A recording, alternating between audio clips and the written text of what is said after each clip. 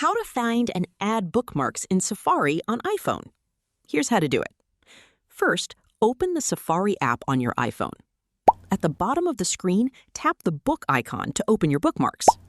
If the bookmarks list doesn't appear right away, tap the book tab again to switch to the bookmarks section.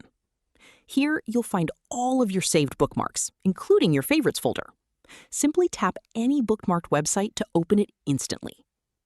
If you want to save a new website, open the page you want to bookmark. Then tap the Share button at the bottom of the screen and select Add Bookmark.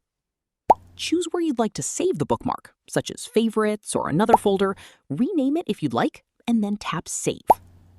Now you can quickly access that website anytime by opening the Bookmarks menu in Safari.